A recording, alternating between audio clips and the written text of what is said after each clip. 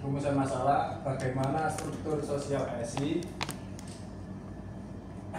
terhadap di Kabupaten Mojokerto di setiap cabang nomor e-sportnya. Kemudian yang kedua, bagaimana fungsi sosial ASI Kabupaten Mojokerto terhadap prestasi generasi muda di Mojokerto. Tujuan penelitiannya itu yang pertama, saya mengidentifikasi bentuk dari struktur sosial ASI-nya. Kemudian yang kedua, saya menganalisis fungsinya. Ya, untuk kajian teori struktur sosial, dalam struktur sosial terdapat juga batasan dari sebuah tindakan atas nilai yang ada di masyarakat. Tindakan di luar individu merupakan bentuk atas nilai dan norma di masyarakat. Emil Durkheim sendiri mengelompokkan masyarakat dalam jenis solidaritas sosialnya, yaitu solidaritas organik dan solidaritas mekanik. Berdasarkan fungsi sosial, sebuah organisasi memiliki fungsi dalam masyarakat, yaitu mencakup berbagai hal seperti pengarahan, pemusatan, dan lain sebagainya. Sedangkan struktur fungsional menurut Emil Durkheim ini memandang bahwa istilah fungsional dapat dipahami melalui dua makna, yaitu respirasi dan relasi. Artinya hubungan sosial saling bergantung pada setiap organisme. Menurut secara asumsi dasarnya, kalau struktur sosial fungsi ini memiliki asumsi dasar bahwa masyarakat adalah sebuah organisme yang saling berkait, saling berhubung untuk mengarahkan kepada yang namanya keseimbangan di masyarakat. Pak, bagi yang ingin mengajukan pertanyaan, dipersilakan. Ya, silakan. Ya, terima kasih untuk kesempatannya. Di sini saya mungkin akan menanyakan kenapa sih Anda studi kasusnya di cabang e-sport yang di Mojokerto? Apakah memang di Mojokerto itu sudah pernah membawa kejuaraan timnya sampai ke tingkat provinsi juara 1 atau bagaimana? Dan kuantitatif, namun ketika saudara Andre menjelaskan di tahap metode tadi, menjelaskan bahwasanya dari Crash-Bell yang itu mengarah ke Mali, apakah dari saudara Andre memiliki pemahaman yang bisa dijelaskan? Saya menjawab pertanyaan saudara Robin. Jadi sebenarnya yang dimaksud Crash-Bell ini soal coding ya, soal pengelompokan coding. Jadi menurut Crash-Bell-nya sendiri itu tetap ada kualitatif, cuman mungkin mengarah kepada cara pengelompokannya waktu kita merangkum semua hasil observasi, wawancara, dan maupun dokumentasi itu dirangkum semuanya. Kemudian yang dimaksud coding itu adalah bagaimana kita menemukan ide pokok dalam wawancara tersebut. Jadi kita memilih topik pembahasan untuk penelitian ini, kemudian ditemukannya ide pokok, dan ide pokok tersebut yang menjadi coding. Kemudian dikelompokkan coding yang sama, akan ditemukannya hasil kesimpulannya. Apa cukup?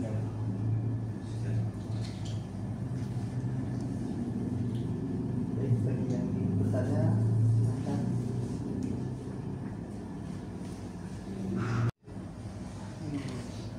Saya nggak bertanya terkait penelitian ini dengan penelitian sebelumnya. Lalu untuk urgensinya sendiri itu apa ya? Bisa dijelaskan mungkin?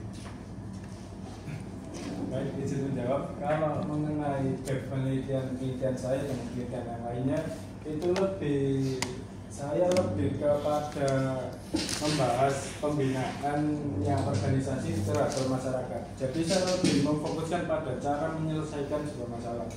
Jadi yang penelitian yang lainnya itu lebih memfokuskan pada sebuah perkembangannya e-sport, kayak e-sport di Jawa Timur berapa persen kenaikannya, seperti kayak relasinya e-sport, karirnya e-sport, dan lain sebagainya.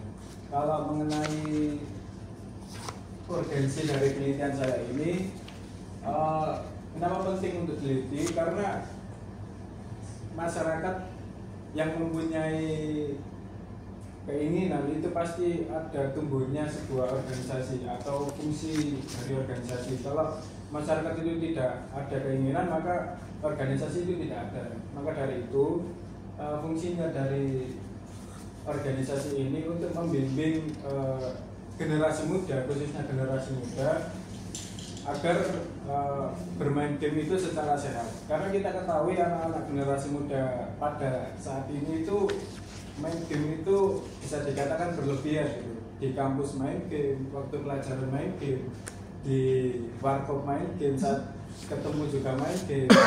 Seperti halnya olahraga, kalau dilakukan secara berlebihan itu pasti tidak baik. Kalau dilakukan secara teratur, secara sehat, itu pasti akan mengarahkan kepada yang lebih baik. Jadi sebenarnya tidak bahwa main game cuma secara have fun itu tidak apa-apa. Cuman akibatnya kalau kita nggak tahu dampaknya, itu bisa mengarahkan pada disfungsi yang lainnya, seperti kayak terganggunya pendidikan, seperti itu. Bapak bisa menjawab saudara? Ya, sudah. Jadi mungkin masih ada yang bertanya lagi. Untuk Bapak Dr. Agus Mahmud Fauzi, waktu dan tempat dipersilakan. Terima kasih. Assalamualaikum warahmatullahi wabarakatuh. Waalaikumsalam. Terima kasih moderator. Saya dulu Pak Dewa atau Pak Dewa? Oke. Iya. Selamat kepada saudara Andre Dwi Septian yang telah mempresentasikan proposalnya. Yang sekali lagi ini adalah sebuah prestasi karena semester 6 ke 91 mempresentasikan proposalnya kan begitu. Kemudian terkait dengan sebelum pertanyaan, saya memberikan masukan di halaman 1 itu sangat tidak elok satu halaman penuh hanya satu paragraf, satu alinea. Ya.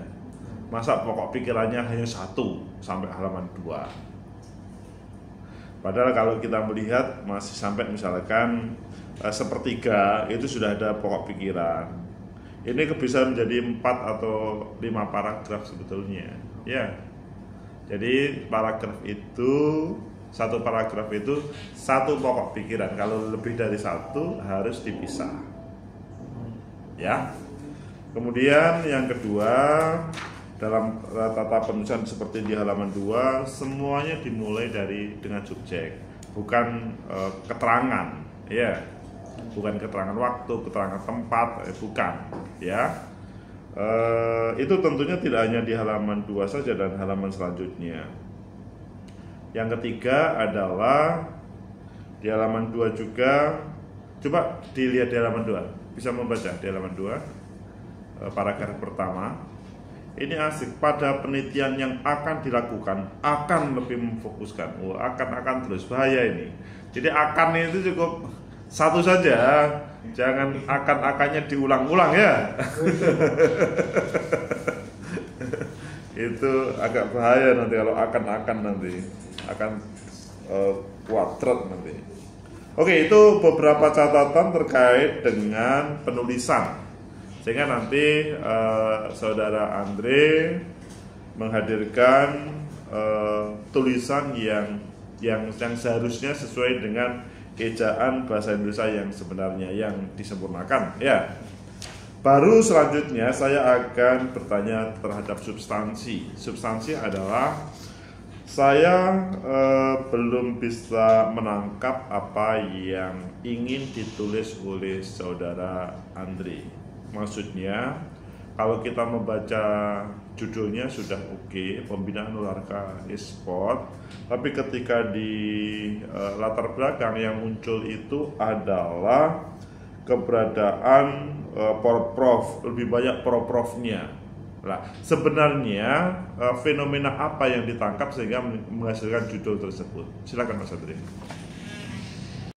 Karena di tahun yang khususnya Porprov Jatim yang ke-8 itu merupakan awal dari diresmikannya e-sport di Porprov Jatim. Karena sebelumnya itu hanya pertandingan eksibisi atau pertunjukan saja. Jadi belum resmi untuk prestasi atau medali.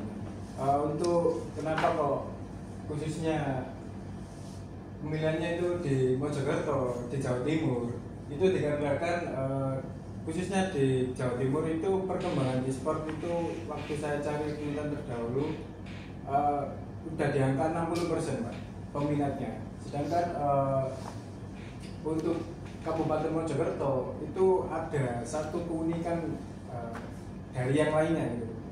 Karena waktu Gini Mas Satri. Pembinaan olahraga elektronik sport terhadap prestasi generasi muda di Kabupaten Mojokerto, ya, dirimu mengatakan 60%. Seperti apa sih gambarannya yang terjadi di Mojokerto itu? Atau mungkin juga yang terjadi di daerah lain, sehingga ini menjadi apa namanya fenomena. Sebenarnya ingin kamu tangkap, yang kamu tawarkan apa sih pikiran ini? Jadi saya ingin menjelaskan atau mengkaji struktur dan fungsinya sebuah organisasi e-sport. Struktur dan fungsi fungsi dari organisasi e-sport. sport. Karena kita ketahui bahwa organisasi ini merupakan satu-satunya induk komunitas di seluruh Indonesia. E-sport itu seperti misalkan apa namanya pencak silat begitu misalkan ya, seperti apa namanya, apa bahasanya, kelas atau bukan, apa namanya, cabang ya.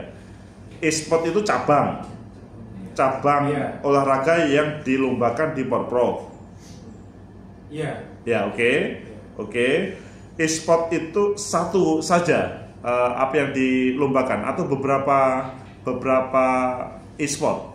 Yang di Porprov Jambi itu ada 4 nomor cabang, Pak. Apa saja? Itu ada PUBG, terus MLBB, eFootball sama Free Fire, Pak. Apa itu empat itu? Kalau dijelaskan secara apa? Kalau PUBG itu lebih identik pada game FPS, Pak, atau tembak-tembakan gitu, Pak. Oke. Nah, di game itu ada yang namanya apa, komunikasi di dalamnya. Oke. Karena dimainkan 4 orang. Sedangkan yang Free Fire, yang MLBB itu dimainkan 5 orang, cuma dengan gaya bermain yang mempunyai strategi yang berbeda gitu, Pak. Dan eFootball itu dimainkan 1 orang, di mana ada sertifikatnya juga, Pak, di situ. Kemudian yang Free Fire itu sama dengan PUBG, yaitu game FPS yang juga butuh komunikasi di dalamnya. Bagaimana pemerintah Kabupaten Mojokerto membinanya? Nah, sebenarnya kalau pembinaan itu bukan hanya pelatihan, Pak, tapi pembekalan dalam bermain game, Pak. Seperti halnya seorang atlet yang dilatih. Jadi ada mentalitas pemain, ada skill pemain dan sebagainya. Apa saja bentuknya itu atau kegiatannya? Kalau yang saya tahu itu, Pak, di Ini kamu rekam kan? Oh, kalau rekam silakan direkam ya. Ini penting, ya. Jadi waktu di SI itu ada atletnya itu diajak untuk apa, kayak rekreasi gitu, Pak. Oke. Untuk event-event apa gitu. Jadi sebelum adanya perlombaan itu pasti ada yang namanya rekreasi di dalamnya. Oke. Seperti itu. Rekreasinya seperti apa? Kayak outbound gitu, Pak. Di dalam acaranya juga ada kayak bimbingan-bimbingan. Khusus e-sport atau semuanya? Kalau atletnya itu khusus atletnya, Pak, yang diikutkan rekreasi. Tapi kalau untuk binaannya itu mungkin di lingkungannya lah, di kantornya khususnya. Ya pelatihan gamenya, kayak pelatihan komunikasinya seperti apa. Nggak, maksudnya yang diajak semacam outbound itu mereka dari cabang e-sport saja atau semuanya? Kalau mengenai hal itu tergantung sama gaya pembinaannya setiap SI-nya, Pak. Setiap SI-nya kan di SI itu ada SI? Iya. SI itu apa? Esport seluruh Indonesia. Oke, Jadi itu ya. organisasinya, Pak. Nggak, maksudnya di Mojokerto kan kita fokusnya di Mojokerto. Iya. Terus? Kalau di Mojokerto itu ada. Cuman kalau di Surabaya, di SI yang cabang lainnya itu tidak tahu. Kemudian punya gaya binaannya yang berbeda. Oke. Terus apakah ada perbedaan antara Mojokerto dengan Surabaya dan lain sebagainya? cara pembinaannya. Kalau dilihat pasti pembinaannya itu berdasarkan kebiasaan pemain, Pak. Saja dinyatakan dilanjutkan dengan revisi. Sampaikan ke akhir pembunuhnya ya. Jadi memang sebaiknya. Assalamualaikum warahmatullahi wabarakatuh.